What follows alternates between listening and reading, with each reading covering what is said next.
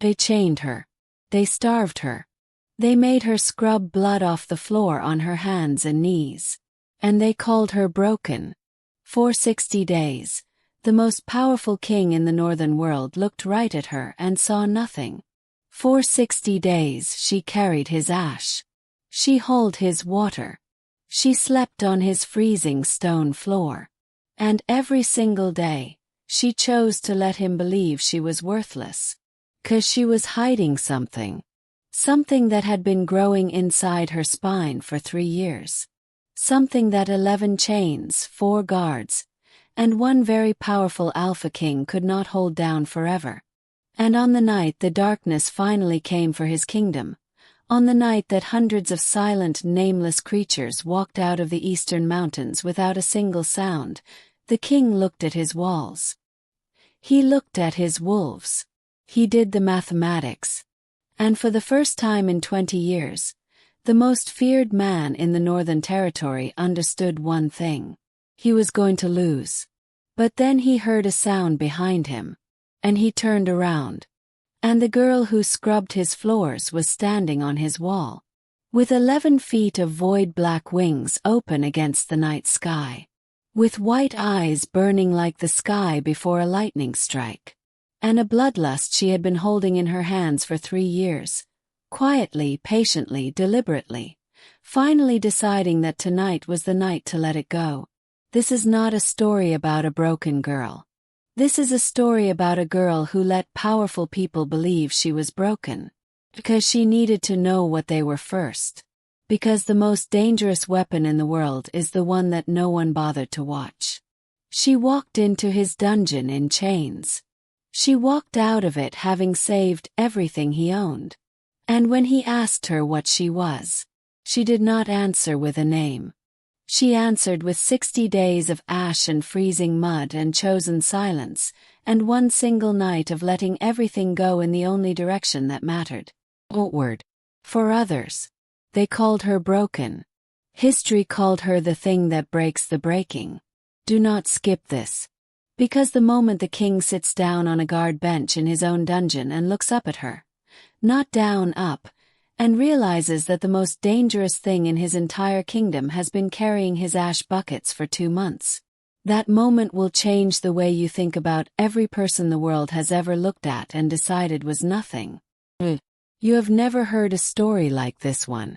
The chains snapped like dry bone. Not from weakness, from her. Mara hit the stone floor of the pit with both palms flat, and the impact sent a shockwave through the dungeon that shook dust from the iron ceiling and cracked the mortar between ancient stones. 3 wolves stepped back. Even they felt it, that wrongness in the air, that electric copper taste that settled on the tongue like a warning. She had been in this pit for 60 days. 60 days of freezing mud soaking through her knees. 60 days of pine smoke and rotting straw and the acrid iron stench of blood that was always, always hers. They had called her broken since the first night the Alpha King's hunters dragged her through the forest gates with a burlap sack over her head and pine needles embedded in the cuts along her shins. She had not shifted. Not once. Every other wolf in captivity broke open on the first full moon. Skin splitting, bones folding sideways with that sound like greenwood cracking, and emerged howling and feral and real. Mara had only bled. The Alpha King, Cain, had watched from the high gallery above the pit with his arms folded across his chest and his gold eyes absolutely still. Broken, he had said. The word fell like a stone into deep water. His beta marked her file with a red line and she became a thing for the lowest work. Carrying ash buckets, scrubbing the kill floor after hunts, hauling water from the frozen river until her fingers went white and numb and she could not feel the rope anymore. No one watched a broken wolf carefully. That was their mistake. Now the chains lay in pieces around her bare feet. The iron links had not been cut. They had been pulled apart, each link stretched and bent open as if the metal had simply decided to yield. Mara straightened slowly. Her spine made a sound that was not cracking. It was deeper, a resonance, like a cello string pulled past its limit and somehow holding. The 3 guard wolves stood in a loose triangle around her. She could smell their fear now. It was specific. Not the soft sour fear of prey, but the sharp ammonia fear of predators who have just realized they are standing in the wrong place. Her shoulder blades burned. They had been burning for 3 days. A line of deep itching heat she had assumed was infection from the whip marks. She reached back instinctively. Her fingers found something. Not skin. Not scar. Something folded and dense and warm, pressed flat against her back like a hawk's wings tucked tight against a storm. The largest guard wolf, a male named Drek with a jaw like a cinder block, took 1 step forward and raised his club. He did not finish the step. The wings opened. The sound was enormous in the enclosed space.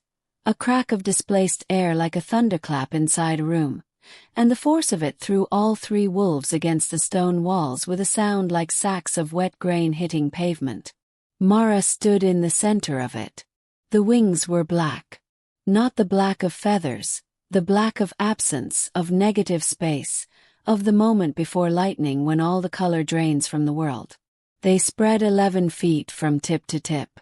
They smelled like ozone and old pine resin and something underneath that had no name. Something that made the wolves on the floor press their faces down and whimper without understanding why. The bloodlust came second. It arrived the way thirst arrives after long heat. Not sudden but undeniable. A need so large it reorganized her entire body around itself. Her vision sharpened to a degree that was almost painful. She could see the individual hairs on the back of Drek's neck. She could see the pulse beating in the vein below his ear. She could smell the specific fear sweat of each wolf and she could rank them by it, instinctively, the way a falcon ranks prey by speed. She did not want to kill them. But the wanting not to was a very small thing standing in a very large wind. Cain heard the impact from the east tower. He was at the war table with 3 of his generals when the concussion moved through the stone floor beneath their feet and rattled the iron chandelier overhead. One of his generals reached for a sword. Cain held up one hand and said nothing. He listened. He had the hearing of a thing that had been apex for so long it had grown new senses. He could hear a heartbeat from 60 yards, could sort individual voices out of a crowd of 200, could track a wounded deer by the specific rhythm of its uneven steps. What he heard from the direction of the pit was not a sound he had catalogued before. It was pressure more than noise. A frequency that sat below hearing and above feeling. It moved through the castle walls the way deep water moves through a hull. Absorbed, total, intimate. Every wolf in the tower felt it. Every one of them went quiet. Cain was moving before the echo died. He took the east stairs at a pace that was not running because Alpha Kings did not run from sounds in their own dungeons. He descended 3 floors. He pushed open the iron door. The first thing he registered was the light.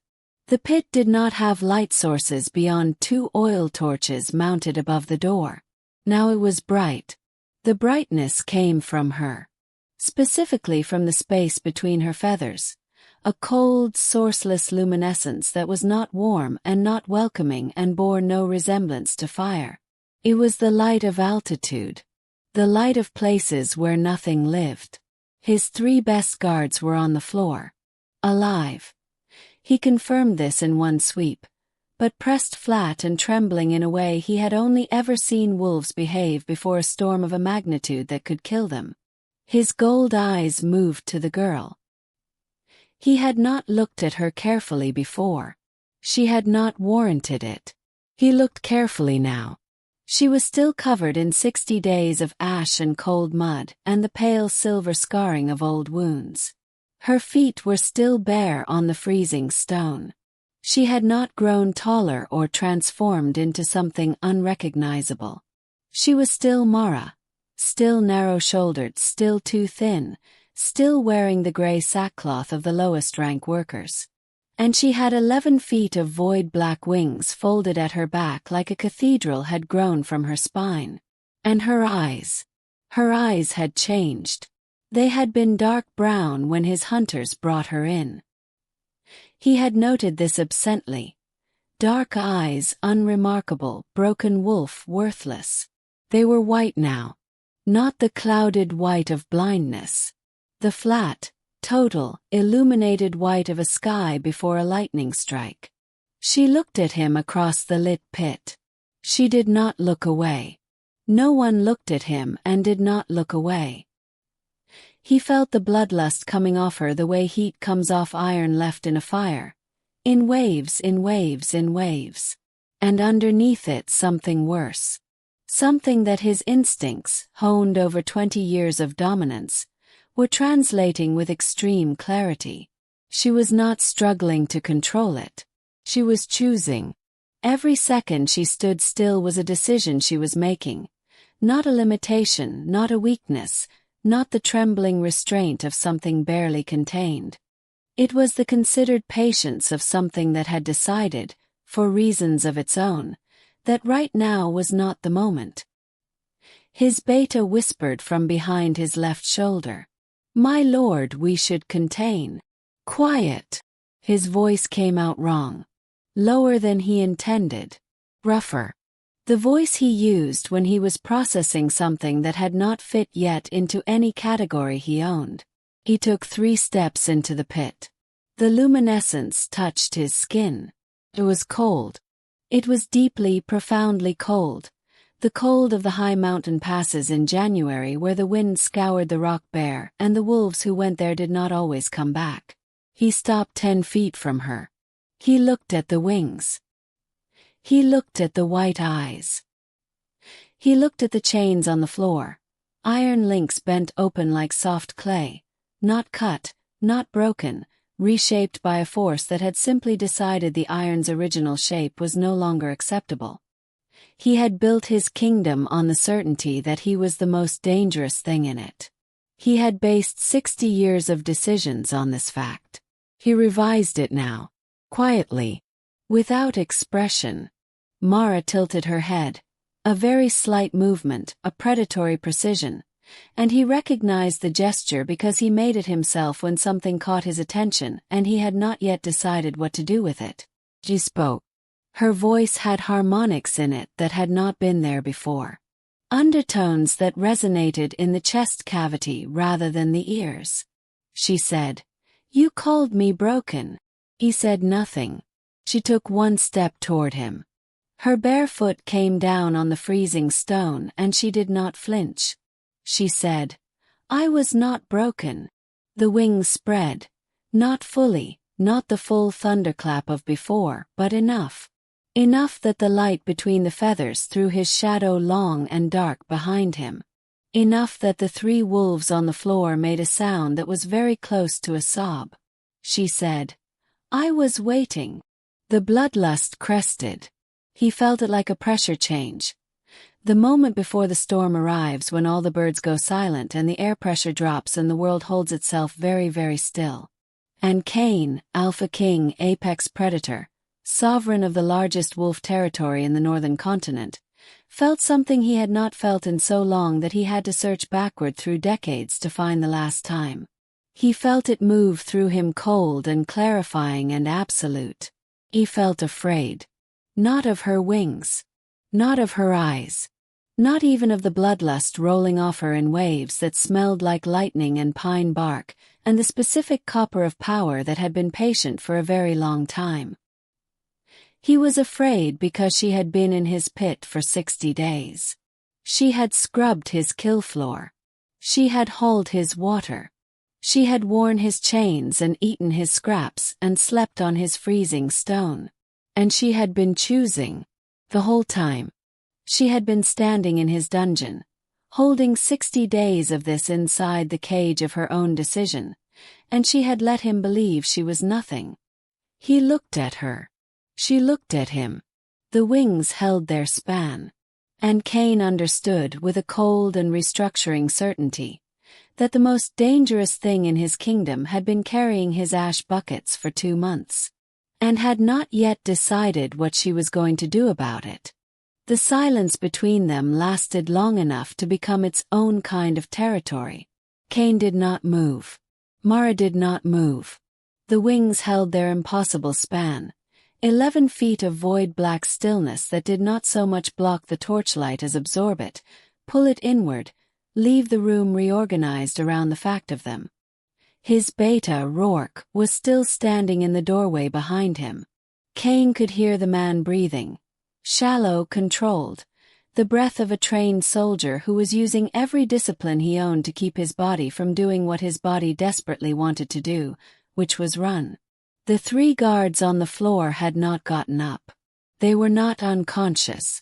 Their eyes were open, tracking, alive with a particular alertness of wolves who have been reminded, suddenly and completely, that there are things older than the pack hierarchy and older than dominance and older than the careful civilization they had built on top of their animal selves. Cain kept his gold eyes on Mara's white ones. He was doing something he rarely did. He was thinking fast. Not tactically. He could do that in his sleep, had done it in actual sleep, waking with battle plans fully formed and already obsolete, but deeper than tactics. He was recalibrating. He was taking 60 days of assumption and putting them against what stood in front of him now and watching them dissolve the way frost dissolves when genuine heat arrives. She had not shifted because she was not a wolf. The thought landed in him with the flat certainty of a stone dropped into still water. Not broken. Not incomplete. Not a failed wolf. Something else entirely. Something that had been using his dungeon as a place to wait, and his chains as a reason to stay still, and his kingdom's assumption of her worthlessness as the most effective camouflage he had ever failed to see through. He spoke. His voice came out level. He was proud of this privately in the part of himself that still catalogued these small victories. What are you? Mara's white eyes moved across his face the way water moves across stone. Not hurrying, not searching, simply mapping. She said, I am what your hunters dragged out of the Ashvale forest 60 days ago. That is not an answer. No, she agreed. It is not. The wings shifted. Not folding, not opening further, but adjusting, the way a hawk adjusts on a perch when the wind changes direction. The movement produced a sound like a whisper in a cathedral. Enormous space made intimate by the acoustics of stone. She said, I do not have a name for what I am. Then describe it. Her head tilted again, that precise predatory angle. Why? Cain felt something move through him that was adjacent to irritation and adjacent to something else he did not name. He said, Because you are standing in my dungeon with your chains on the floor and my guards on the ground, and I am choosing to speak to you instead of responding in other ways, and that choice has a time limit. It was the most honest thing he had said to someone below his rank in 20 years. He watched her process it. Her jaw moved, not speaking, just shifting, and he saw something cross her face that surprised him. It was not fear. It was not defiance. It was something that looked, from this distance, like exhaustion. Deep structural exhaustion, the kind that lives in the bones and not the muscle, the kind that sleep does not touch. She said, The bloodlust is very loud right now. He said, I know. It wants me to move toward you. I know that too. I am choosing not to. I am aware. The torchlight guttered in a draft from somewhere above. The luminescence from her wings filled the gap the torches left, cold and total and indifferent. She said, I have been choosing not to for 60 days. And there it was again, that restructuring in his chest, that cold and clarifying fear that was not about her wings or her eyes or the guards on the floor but about the patience of her. The 60 days of it. The deliberate, sustained, moment-by-moment choosing. He said, Why? She looked at him. For a long moment she simply looked at him, and he had the peculiar experience of feeling seen in a way that bypassed rank and history and the considerable armor of his own dominance. she said. Because I needed to know what you were first. Rourke cleared his throat. It was a small sound. In any other moment it would have been inaudible under the general noise of the dungeon. The drip of water, the distant howl of a wolf in the upper cells, the structural groaning of a very old castle that had absorbed 60 years of Cain's will into its stone. In this moment it was a rock thrown into a still pond. Both of them looked at him. Rourke was a large man, larger than most, broad through the shoulders in a way that made doorways a consideration, and he had the flat, scarred face of someone who had spent decades making himself useful in violent situations. He was gray around the temples now. He had been Cain's beta for 11 years. In 11 years, Cain had seen him afraid perhaps twice. He was afraid now. But his voice was steady. He said, "My lord." One word. Just that. But it carried freight. It carried the weight of protocol and hierarchy and the fact that there were currently 9 additional guards positioned at the top of the dungeon stairs who had felt the pressure wave and were waiting for an order that was going to come from one direction or another. Cain did not look away from Mara. He said, "Leave us." Pause of 2 full seconds. This was, from Rourke, the equivalent of open argument. Cain said, "Take the guards. Go to the upper gate. Wait." Another pause. Order. Then the sound of boots on stone. 3 pairs from the floor, 1 from the doorway, and the long metallic complaint of the iron door swinging shut. The latch engaged. The room held only the 2 of them and the cold light and the sound of their separate breathing. Mara watched the door. Then she looked back at Cain. She said, "That was either very confident or very stupid." He said, "I am aware of both possibilities." Something moved across her face again. This time it was closer to what he might, in another context, have called the beginning of a smile. It did not fully arrive. But it visited. She said, "Sit down." He looked at her. She looked at him. She said, "You are performing standing up. You are holding your shoulders a specific way. You are placing your feet at a specific angle. I have watched you do it for 60 days from the kill floor and the ash room and the Watergate. I know what it looks like. Sit down." He sat down. Not on the floor. On the low stone bench that ran along the east wall of the pit, the bench where the guards sat between rotations. He sat on it and rested his forearms on his knees and looked up at her from a position that was, objectively, tactically indefensible. Something in her posture changed. Fractionally. The wings drew in slightly, not folding but settling, the way a very large bird settles when the immediate threat assessment drops 1 level. She sat down too, cross-legged on the freezing stone floor, wings mantled loosely behind her, bare feet tucked beneath her knees, still covered in ash and mud and the silver topography of old scars. And they looked at each other in the cold light of whatever she was. Cain said, "Start wherever you need to start." She started 3 years ago. She said, "I lived alone in the Ashvale. Not because I was exiled. 'Cause I chose it. The forest was the only place the bloodlust was manageable. The cold helped. The isolation helped. When you are the only living thing within 2 miles, the hunger has nothing specific to fasten to." He listened. He did not interrupt. This was not natural to him. He was a man who had spent decades directing conversations the way generals direct rivers, forcing them through channels of his own design. But he sat still and he listened. She said, "The wings came 3 years ago. The first time they lasted 6 minutes. I came back to myself on the forest floor with 4 trees knocked flat and my hands bleeding and no memory of the 6 minutes at all." She looked at the chains on the floor. She said, "I spent 3 years learning to hold them in. To keep them folded against my body where they could not be seen. 3 years of practice.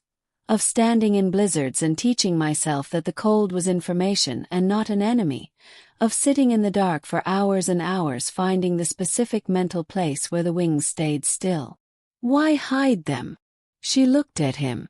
She said, because the last time something with wings was seen in the Northern Territory, your grandfather had it hunted for 9 months and mounted its bones above the eastern gate. He knew the bones she meant. He had walked under them 10,000 times. He had never looked at them carefully enough to identify the species. He was gonna have to look at them tomorrow. He said, my hunters found you 3 years after the wings came. Yes. You allowed them to take you. It was not a question. Her white eyes moved to his face. She said, I had been watching your territory for 8 months. I had been studying the power structure, the guard rotations, the supply lines, the relationship between the outer packs and the central keep. When your hunters found me, I had already decided what I would do if they brought me in. The cold in his chest got colder. He said, you planned to be captured. I planned to have access. To what? She was quiet for a moment. The cold light shifted as the wings adjusted. A small movement, involuntary, the way breath is involuntary, and the shadows in the room reorganized themselves around it. She said, to you. The word landed in the room, and neither of them spoke for a long time after it. Outside the dungeon, the castle continued its nighttime rhythms. The change of the upper guard, the distant bell from the northern tower marking the 3rd hour, the muffled sound of wind off the mountain hitting the upper battlements and breaking apart. Inside only breathing. Kane said, explain. Mara said, something is coming. She said it the way you say a fact about weather. Not dramatically, not with a performance of urgency, but with the flat certainty of someone who has been watching the sky long enough to know what specific cloud formations mean. She said, something is coming from the eastern passes. I saw the first signs of it 14 months ago in the Ashvale. Animal movement patterns changing, prey species moving west in numbers that had no seasonal explanation, the particular quality of silence that spreads outward from a center of something wrong. I tracked it for 6 months. I got close enough once to understand the scale of it.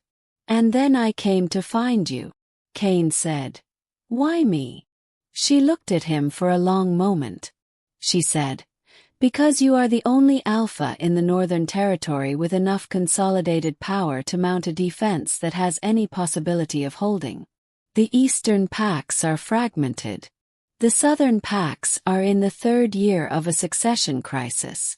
The western coast has the numbers but not the organization, and they will not move without proof because they have been safe for so long they have forgotten that safety is a condition and not a permanent state. He paused. She said, you are ruthless and you are organized, and your pack structure does not have redundant leadership conflicts because you have spent 20 years eliminating them. You are the correct choice. Kane stared at her. He said, you spent 60 days carrying ash and hauling water and sleeping on stone so that you could deliver intelligence. Yes. You could have told me this on the first day. She said, could I?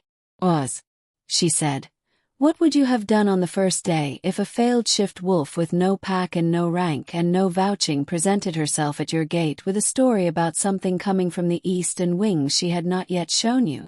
He thought about this honestly. He said, I would have had you killed. Yes, she said. You would have. She told him what she had seen. She told him slowly, with the precision of someone who had been organizing this information for months in the specific knowledge that it would need to be delivered to someone who would push back on every detail. She described the eastern passes, the Verith Narrows, 40 miles of switchback mountain terrain that funneled any large movement into a predictable corridor of approach. She described the animal displacement. Not random, not seasonal, but directional, spreading outward from the deepest point of the eastern range in a pattern that matched, when she mapped it in her mind, the spreading ripple from a central source. She described what she had seen when she got close. She described it carefully. She did not embellish. She said, "They are not wolves." He said, "What are they?" She said, "I do not have a name for them. They move in the dark and they do not make sound. Not the absence of sound. They produce a specific frequency that the forest absorbs, that the air absorbs, that dampens other sound in the surrounding space. Where they pass, it is more quiet than quiet. It is the kind of silence that has weight." She said, "There were 40 of them in the group I observed. They moved together without visible communication. No signals, no calls, no contact. Perfectly coordinated. Perfectly silent. In the same direction. Toward the Verith Narrows." She said, "That was 8 months ago. The group I saw was a scouting pattern. They will have sent information back to whatever origin point they came from. They will be organizing a larger movement." She looked at him. She said, "I believe you have between 2 and 4 months." The castle bell rang the 3rd hour again, the sound carrying through 6 feet of stone, softened but present. Cain sat with his forearms on his knees and his gold eyes on the floor between them, and he thought about 14 months ago, when the eastern tributary packs had sent 3 separate reports of game displacement, and he had filed them as seasonal variation and moved on to the border dispute in the south that had seemed more urgent. He thought about 8 months ago, when his easternmost patrol had come back 1 wolf short and given no explanation, and he had assumed desertion and moved on. He thought about 6 months ago, when a trader from the Verith villages had stopped trading, and he had assumed economic friction and moved on.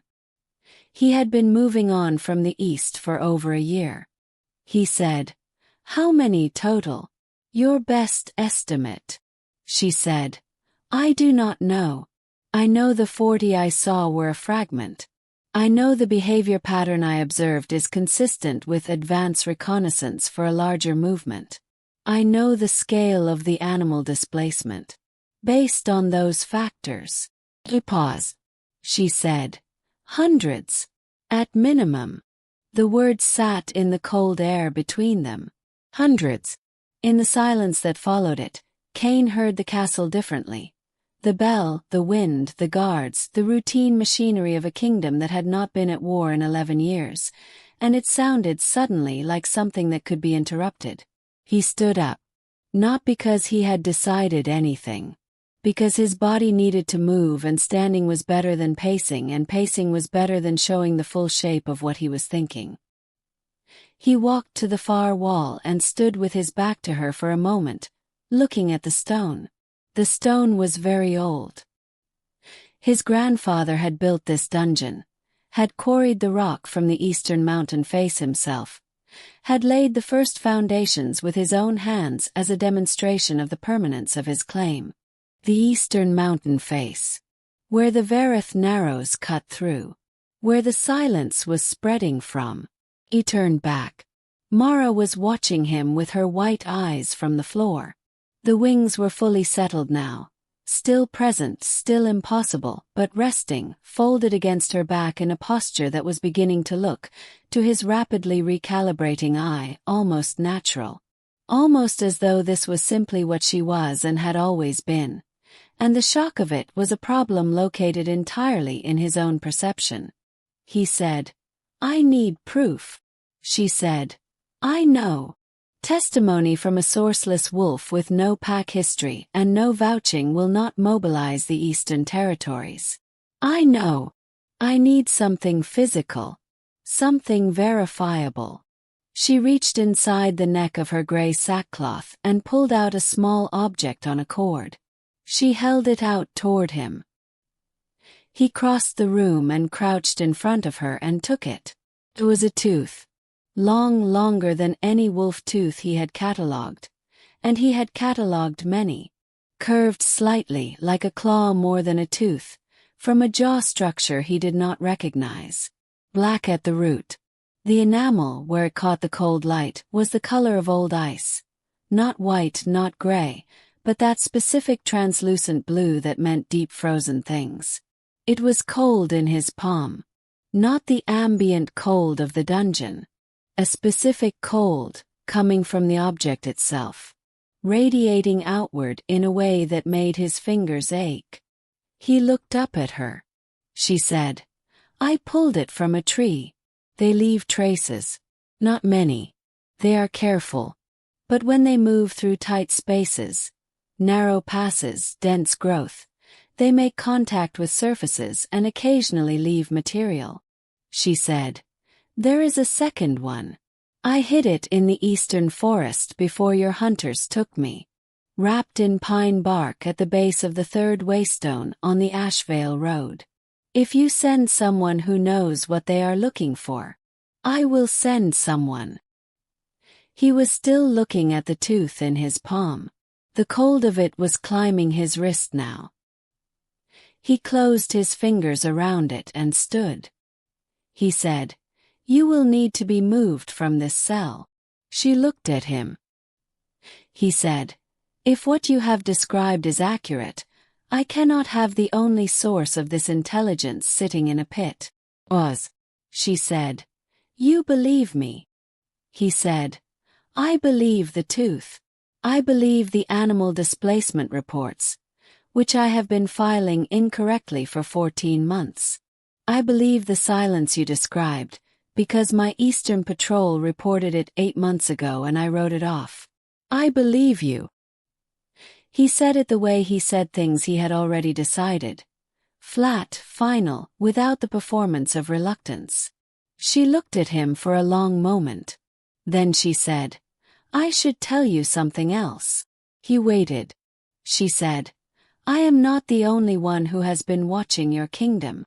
The cold from the tooth in his fists seemed to deepen. He said, "Explain." She said, "In the 3 months before your hunters found me, I identified 2 other observers in the Ashvale territory. Not wolves. Not the eastern things. Something else. They were positioned at observation points that gave clear sight lines to your northern and western approaches. They moved every 3 days. They did not know I could see them. But you could. The wings change what I can perceive. When they are extended, even partially, my senses, all of them, expand in ways I do not entirely understand yet. Distance becomes different. The dark becomes different." She said, "Whoever is coming from the east, they are not the only party with an interest in your kingdom. And the observers I identified were communicating. I could not intercept the communication, but I could see the pattern of it. The intervals. The timing." She looked at him. She said, "Someone else knows what is coming through the Verith Narrows. And they have been watching to see how you will respond." He left her in the pit. He did not lock the chains. That would have been theater and they both knew it. But he told her he would return before dawn, and she had nodded once and wrapped her wings around herself in a posture that was. He realized as he climbed the dungeon stairs, the posture of a person settling in to wait. She was very good at waiting. Rourke was at the top of the stairs. His face was a controlled landscape.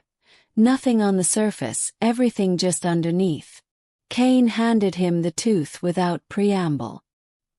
He said, "Send Yeva and Damson to the Ashvale Road. The third waystone. Pine bark wrapping at the base. They go tonight. They tell no one what they are looking for, and they report to me directly when they return." Rourke looked at the tooth in his palm. His face did not change, but his breathing did. A small, controlled adjustment, the intake of a man looking at something that does not fit into any category he currently owns. He said, "Yes, my lord." Kane said, "What is the current status of the Eastern Patrol rotation?" 3 teams. Rotating on a 14-day cycle. Last check-in was 4 days ago. Move the next rotation up. I want a team in the Verith Narrows by the end of the week. Not the standard patrol. I want Hale's unit. Tell Hale to look for silence." Rourke said, "Silence, my lord." Areas where the ambient sound is lower than it should be. Where the birds are absent. Where the normal forest frequencies are dampened. He will know it when he finds it. Tell him to document location and pattern, and do not engage with anything he cannot fully identify. Rourke said. And the girl? Was. The word girl sat between them and felt inadequate in a way that Kane noted without commenting on. He said, assign her quarters in the east wing. Second floor. The room with the high ceiling. Rourke said, that is a guest room, my lord. Yes. Was. Yes, my lord. And Rourke. My lord. What happened in the pit tonight does not leave the inner circle. Not the guards, not the household staff, not the Eastern Territory representatives who are arriving on Thursday. What happened is contained. Rourke said. The 3 guards will be reassigned to the northern outpost tonight. Long rotation. They are good soldiers and they will not talk if they understand the instruction clearly. He said, make them understand it clearly. Yes, my lord. He started down the corridor. Then he stopped. He said without turning, the bones above the eastern gate. Rourke said, my lord. I want them taken down before dawn. Store them in the archive. Do not damage them. Long pause. Rourke said very carefully, your grandfather mounted them himself. I am aware. Take them down. Yes, my lord. He walked. The stone corridor was cold in the specific way of places that have been cold for a very long time. Not the dramatic cold of winter or wind, but the deep, settled cold of stone that has not been warm in living memory. He thought about patience. He thought about 60 days. He thought about a girl in a pit, carrying ash and hauling water and sleeping on freezing stone, holding 11 feet of void black wings against her body through sheer discipline and watching him from below to determine whether he was worth the intelligence she was carrying. He thought about what she had said. I needed to know what you were first.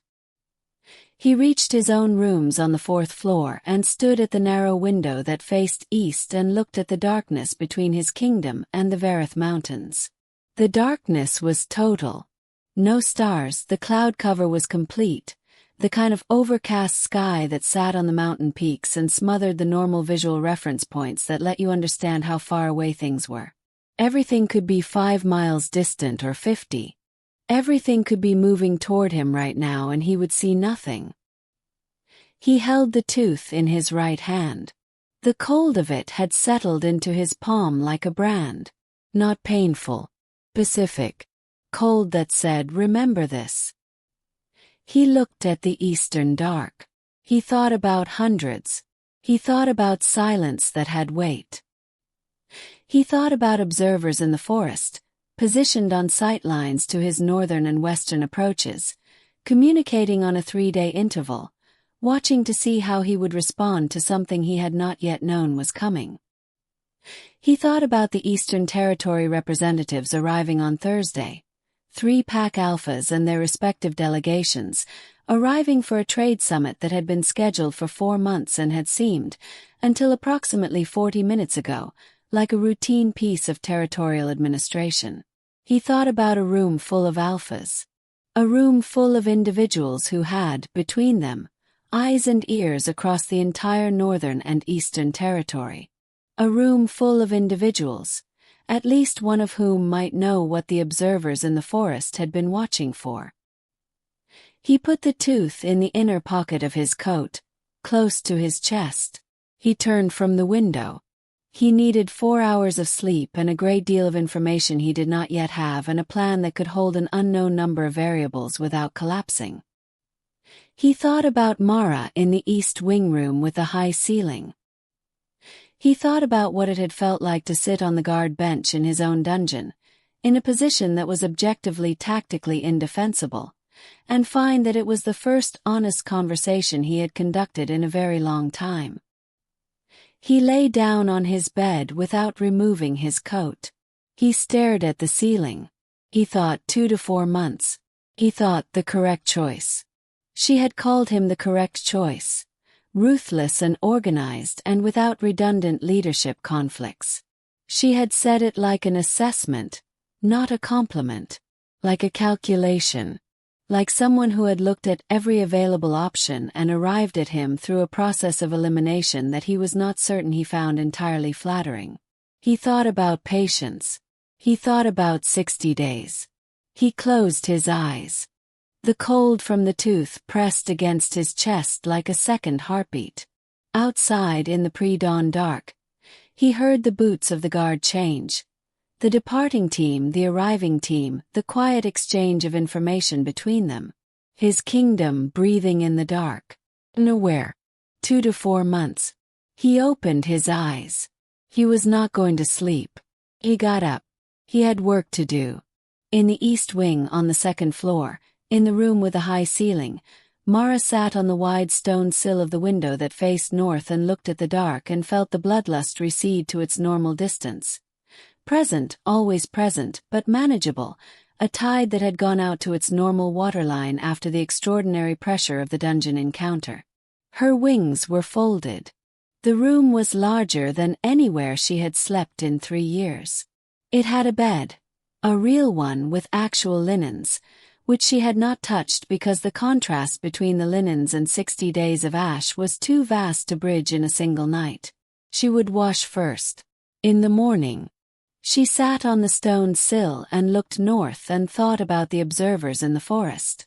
She had not told him everything. She had told him enough. She had told him the intelligence he needed to begin moving in the right direction, and she had told him about the observers because that was urgent and he needed to know it. But she had not told him that on the last night before his hunters found her, she had followed one of the observers. She had followed it for 3 miles through the ash veil dark, silent on bare feet, wings pressed so flat against her back they were nearly invisible. She had followed it to a meeting point. There had been 2 others waiting. And she had crouched in the frozen undergrowth of the ash veil forest, 20 feet away. And she had watched 3 things that were not wolves and not the eastern creatures and not anything she had a name for, exchange something between them in the dark. She had not been able to see what the something was. She had been able to smell it. Cold iron and old blood and a specific mineral note. Like water from very deep underground, water that had not seen light in centuries. And underneath all of it, faint, almost submerged, the unmistakable green copper smell of wolf. Pack wolf. Northern Territory wolf. Someone inside his kingdom had met with the observers. Someone who walked through his gates every day and slept under his roof and ate at his tables and breathed his air. She had not told him this. Not because she was protecting whoever it was. Because she did not yet know who it was. And if she told him there was a traitor before she knew which direction to point, the information would do more damage than silence. It would make him suspicious of everyone. Would fracture the trust structures he needed intact in order to mobilize effectively, would give the traitor warning that they had been observed. She needed more time. She needed to be inside the keep, awake and moving and using what she could perceive, finding the specific scent she had catalogued in the ash veil dark. Cold iron and old blood and deep water and the copper of Pack.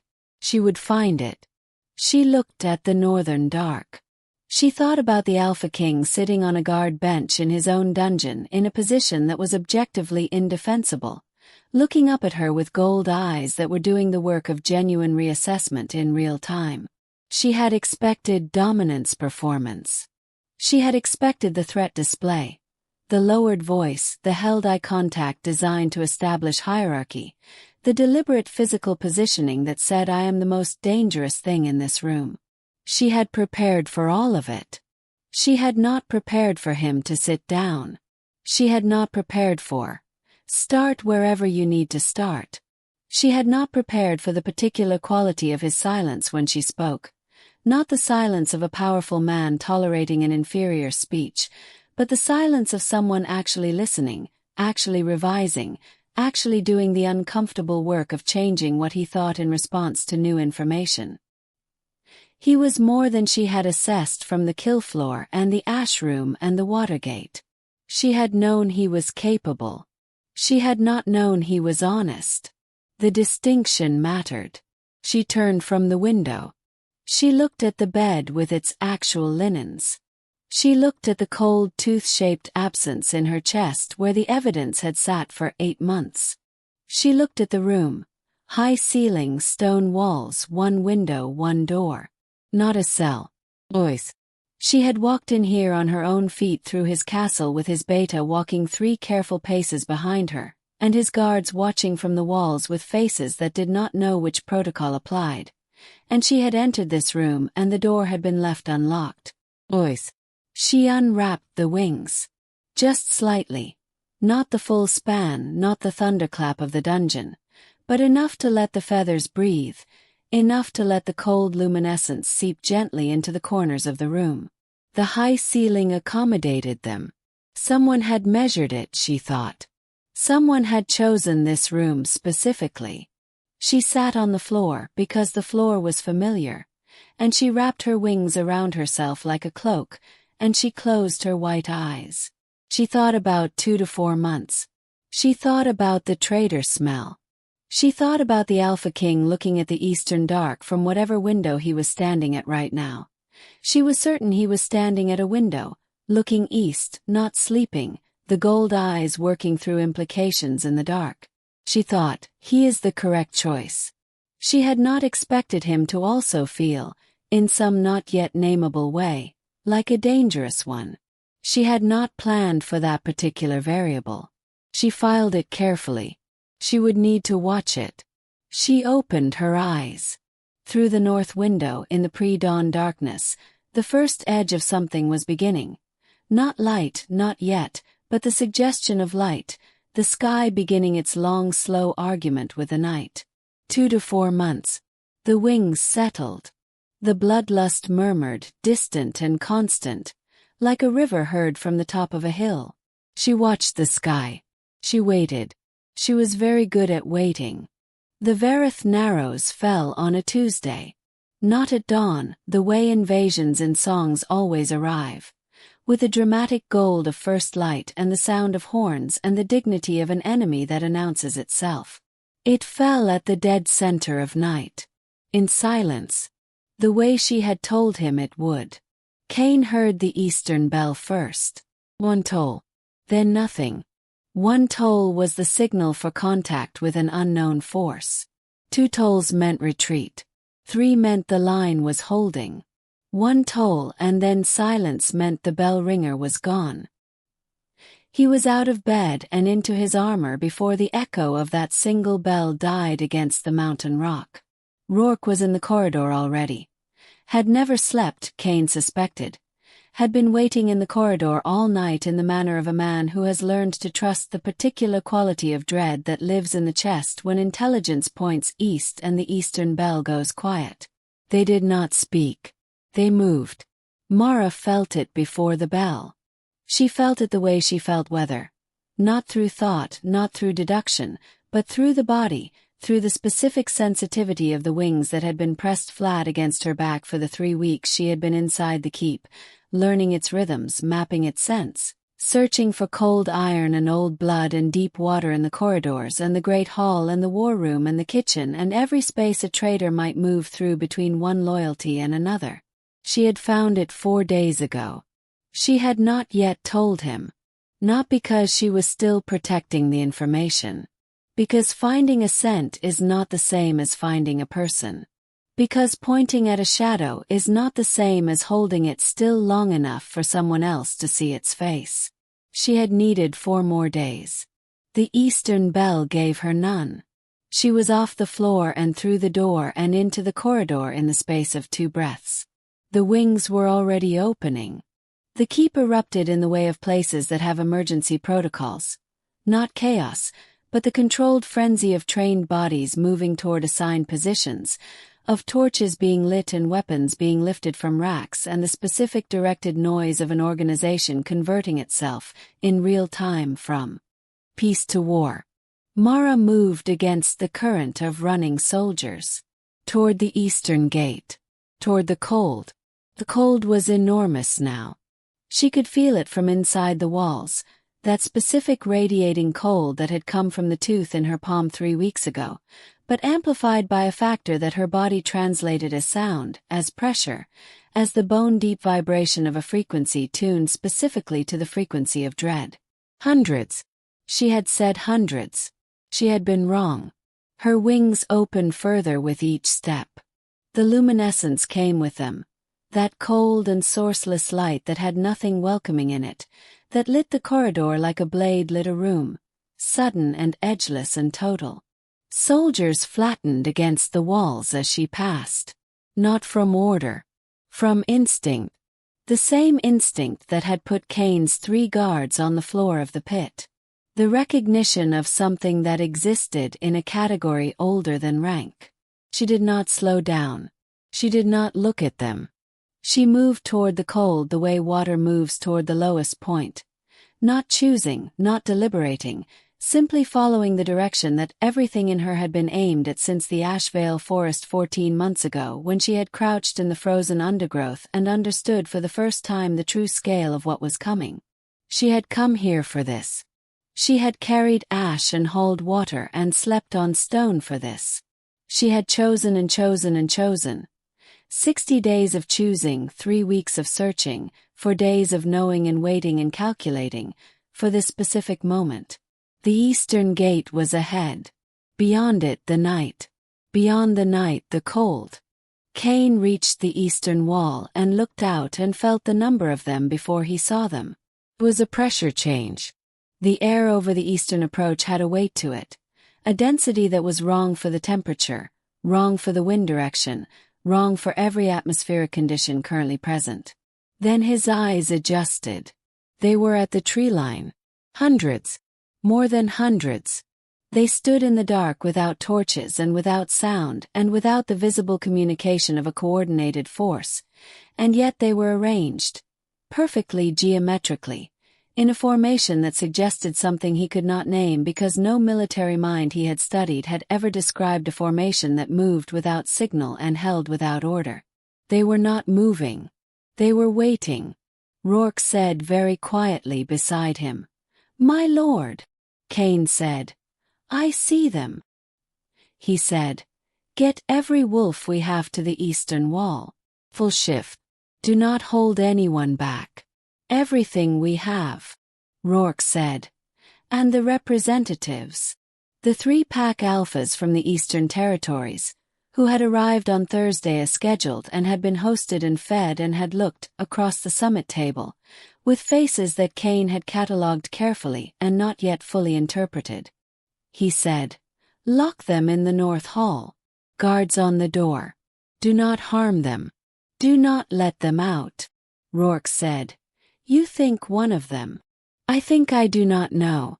Lock them in." Rourke moved. Kane looked at the eastern dark. The things at the tree line had not moved. They were still waiting. For what he did not know.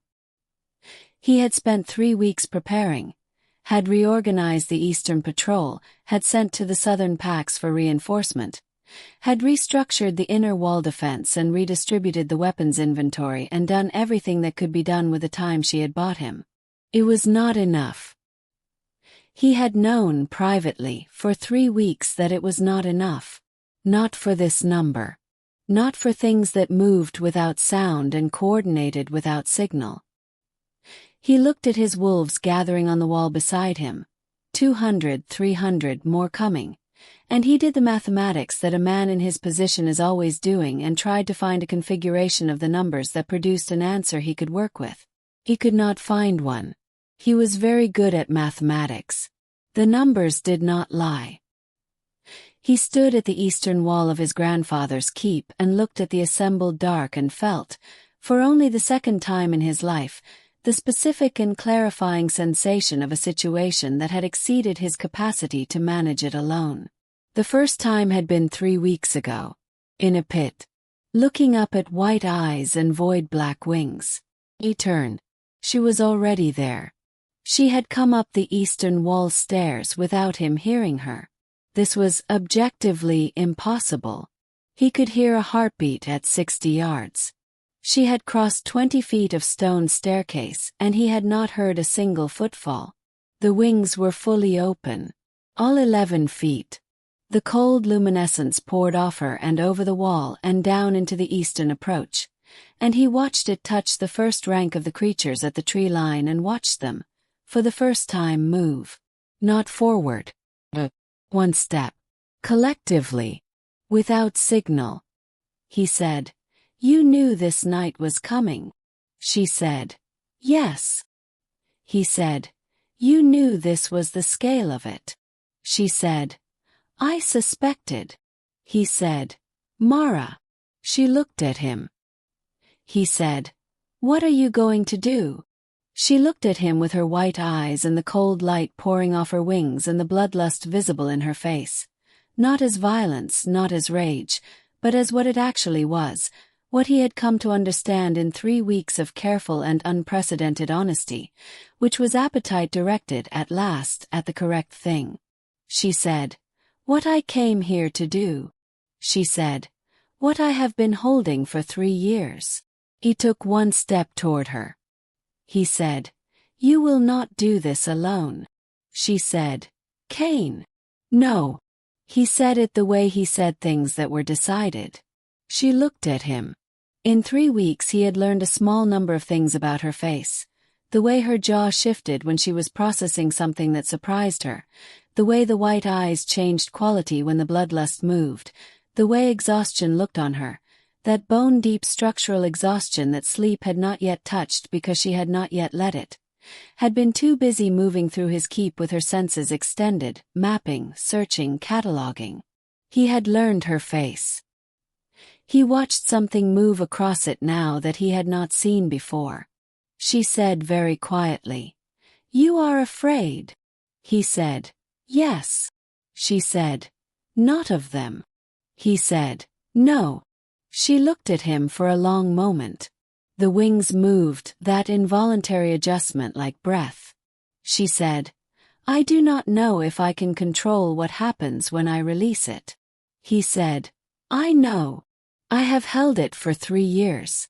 When it goes, when I stop choosing, I do not know what comes back." He said, "I know that too." He said, "I will be here when it does." She looked at him. He looked at her. On the eastern wall, 300 wolves stood in their shifted forms and watched the two of them. Their alpha king, upright and golden-eyed and immovable, and the thing beside him that was none of the categories they had, that had carried ash and hauled water and then stood in a pit and bent iron with her hands. The creatures at the tree line were moving. Not the single step back. Forward. Collectively. Silently. The distance between the tree line and the eastern wall was 400 yards of open ground. They were covering it at a pace that was not running. Not the desperate forward motion of a charge, but something more deliberate, more organized, the way a tide covers ground, inevitable and without urgency, because the tide does not need to hurry. 300 wolves on the wall. And the tide coming. Mara turned to face the east. She spread her arms. It was a small gesture, human-scaled, the spread of 2 arms, and then the wings took it and translated it into something else entirely, something that occupied a different order of magnitude, 11 feet of void black span rising above the eastern wall of the keep and catching the cold air coming off the mountains and holding it. She closed her white eyes. Cain watched her.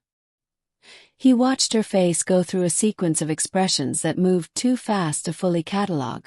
Effort, and then resistance, and then the specific look of a structure that has been load-bearing for 3 years beginning to understand that the load is being released. He watched her breathe. 3 long breaths. The kind of breath you take when you are preparing to let go of something you have been holding through every hour of every day for so long that you have forgotten what your hands feel like without the weight. He watched her let go. The sound was not sound. It was the conversion of held energy into motion. 3 years of compressed bloodlust and disciplined restraint and patient waiting translated in a single moment into pure kinetic force that had no sound because it moved faster than sound, that had no light because it was darker than light, that touched the eastern air and reorganized it at a molecular level. The wings went from 11 feet to something that did not have a clean measurement.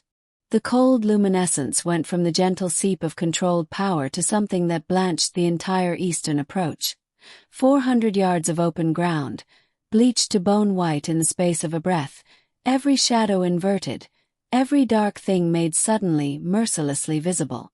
The creatures in the field stopped. All of them. Collectively. The ones that had been moving stopped mid-step. The perfect coordination that had let them move without signal now held them in absolute arrested stillness, every one of them facing the wall, facing the light, facing what stood on the wall with her arms spread and her eyes open. Open now, open wide, the white of them no longer flat and waiting but active, burning, the white of the sky at the exact moment before the lightning releases. Mara made a sound. It was not a howl. Wolves howled. This was a language the wolves on the wall behind her understood in their bone marrow. A sound that meant pack and direction, and here I am. This was something older than howl. Something that predated the specific development of language and signal and the intricate social architecture of pack hierarchy. It was the sound of appetite released. The sound of 3 years of choosing ending. The sound of something becoming, completely and without reservation, what it had always been. It went out across the eastern approach like a wave goes out from a stone dropped in deep water. Concentrically, in every direction, total. Where it touched the creatures in the field, they came apart. Not violently. Not with the gore of battle, not with the carnage of claw and fang, but structurally, the way a frequency can shatter glass without touching it, from the inside out, from whatever held them together inward to whatever held them together outward. And the things that had walked silently out of the eastern passes and stood at the tree line in their hundreds, simply ceased to be arranged in the way that things that intend harm are arranged. They came apart. The silence they carried came apart with them. Sound rushed back into the eastern approach like water rushing back into a space that has been momentarily emptied. The wind, the trees, the natural frequencies of a mountain night that had been dampened and suppressed, suddenly restored, suddenly present, suddenly reminding the world that it had a voice. Cain stood beside her and watched it. He watched 400 yards of threat become nothing. He watched the tree line stand empty. He watched the eastern dark return to being merely dark. And then he watched Mara's knees give. He caught her before she reached the stone. She was heavier than she looked. The wings had weight, real weight, the weight of something that existed fully in the physical world. And catching her was the work of both arms and a wide stance and the specific physical commitment of someone who has decided this thing will not hit the ground. She did not lose consciousness. But the white went out of her eyes. Between 1 second and the next, the flat burning white dimmed to something darker. Not the original dark brown he had filed away that first night, but something intermediate, something in transition, a color that did not have a name yet because the person wearing it had not yet finished becoming what she was going to be. She breathed. Hard. Her hands came up and gripped his forearms with a strength that would leave marks, and he did not move. Did not flinch, held. They brought Aldrich out of the North Hall before dawn. He confessed in under an hour. Not because Cain asked him to. Because Mara walked into the room where they were holding him and sat across the table from him and looked at him with her new colored eyes. The eyes that were still in transition, still becoming. And Aldrich looked at her and understood, in whatever part of him was still capable of understanding, that she had been in the ash veil. That she had been 20 feet away. That she knew. He confessed the way dams fail. Not suddenly, but from a point of structural compromise, everything following naturally from the first break. He had been passing information for 8 months. The Eastern things had come to him first. He did not know how they had identified him, did not know what they had seen in him that made them believe he was a door. And they had made him afraid with a speed and completeness that he was not proud of. He had told himself it was pragmatism. He had told himself a kingdom that could not hold the eastern passes was a kingdom already lost. and better to be on the surviving side. He had told himself these things for 8 months. Sitting across from Mara in the gray pre-dawn light of the North Hall, he stopped telling himself these things. He said, "I did not know what you were." She said, "No one did." He said, "I thought the king would fall." She said, "You were wrong." He looked at his hands. He said, "What happens now?" She looked at him for a long moment. She said, "That is not my decision." He stood. She left him to Cain's justice, which was consistent and fair and took no pleasure in itself, which was the most that justice could reasonably be. The sun came up over the Werewolf Mountains on a Wednesday. It came up the way suns come up when they have not been told that the night was significant, indifferently on schedule, flooding the eastern approach with ordinary gold light that touched the empty field and the empty tree line and the eastern wall where 300 wolves were still standing, some shifted back now, some still in form, all of them looking at the place where the darkness had been. Mara sat on the eastern wall. Her feet were bare on the cold stone. Her wings were folded. The exhaustion in her bones was, for the first time in 3 years, the clean exhaustion of something spent rather than something held.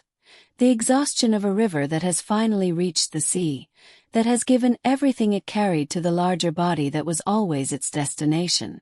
Cain sat beside her. Not at a tactical distance.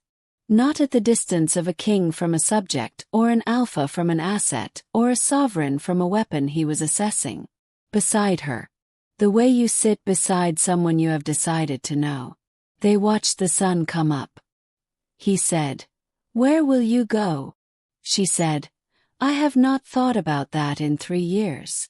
Think about it now." She looked at the eastern light touching the mountain peaks, the Werewolf Narrows, which would need to be garrisoned now, fortified, watched, which would be a long piece of work over many months, the kind of work that required sustained presence and organizational will, and the specific kind of patience she had demonstrated she possessed. She said, "I do not know." He said, "The East Wing room has a high ceiling." She looked at him. He looked at the mountains. He said, "The work is not finished. The passes need to be secured. The Eastern Territories need to understand what came through their borders and what stopped it. The Southern Pacts need to be brought into what happened here before they hear a distorted version from someone with an interest in distorting it. There is considerable work." He said, "I could use someone with extended senses. Someone who can smell what people are carrying that they would prefer not to have smelled." He said, "Someone with patience." He said it all to the mountains. She looked at his profile, the gold eyes on the eastern horizon, the jaw set in the expression she had come to catalogue as thinking but not showing it, the careful stillness of someone who has just said something that cost them something and is now waiting with as much composure as they can construct. She said, "That is not a very romantic way to ask someone to stay." He said, "No." He said, "I am trying to give you a practical reason in case you need one." She said, "And if I do not need one?" He turned. He looked at her. The gold eyes were doing the honest work, the real reassessment, the genuine revision, the undefended looking that he had first done in the dungeon on a guard bench in a position that was objectively indefensible.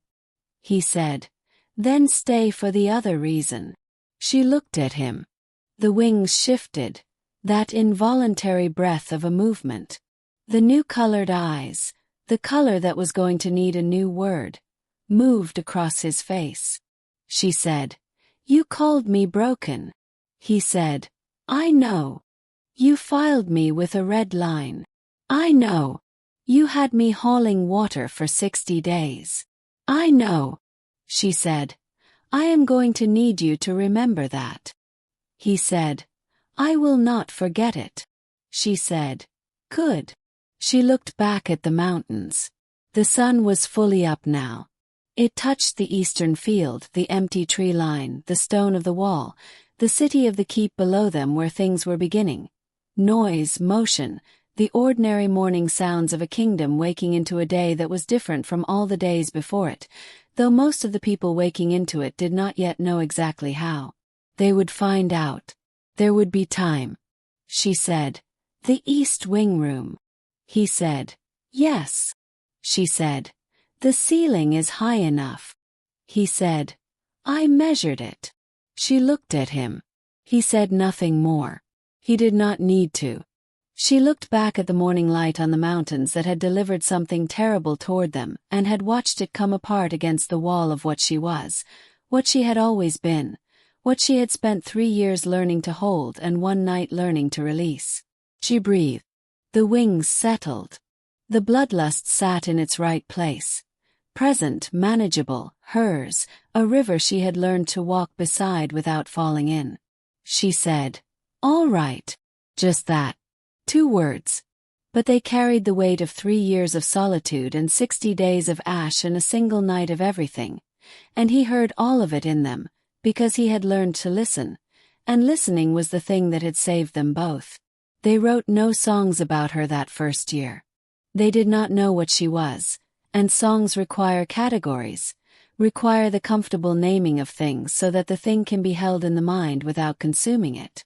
They wrote songs about the battle. They wrote songs about the Alpha King who stood on the eastern wall and did not fall. They wrote songs about the silence breaking and the creatures dissolving and the dawn coming. They wrote around her, the way water writes around a stone, shaping itself to the fact of her without being able to name it. By the 2nd year they had stopped trying to write around her. By the 2nd year they wrote her in, the girl from the Ashvale forest, the one they had called Broken, who had come through the gate in a burlap sack and hauled water for 60 days with 11 feet of void folded against her spine, who had held the most dangerous thing in the Northern Territory in her own hands for 3 years and then put it down in the only direction that mattered. Outward. For others. By the 3rd year the songs had a new word in them. A word they had invented. For the color of eyes that are not brown and not white but something in between, something that is still becoming, something that looks at you from the eastern wall in the first morning light and sees, without pretense, exactly what you are. The songs called her the Ashvale Wing. They called him the king who listened. They said that she was never broken. They said she was the thing that breaks the breaking. They said she walked into the darkest place the world could offer. Into captivity, into chains, into 60 days of cold stone and ash and the indignity of being called nothing. And she carried the light with her the whole time. She just waited for the moment when light was the thing that was needed. And then she let it go. All of it. Every held breath. Every 60-day choice. Every year of solitude and every mile of frozen forest and every ash bucket and every iron chain. She let it go the way a river finally lets go of the mountain. Not because it was asked to. 'Cause it was time. Because below it, waiting in the dark, was the sea.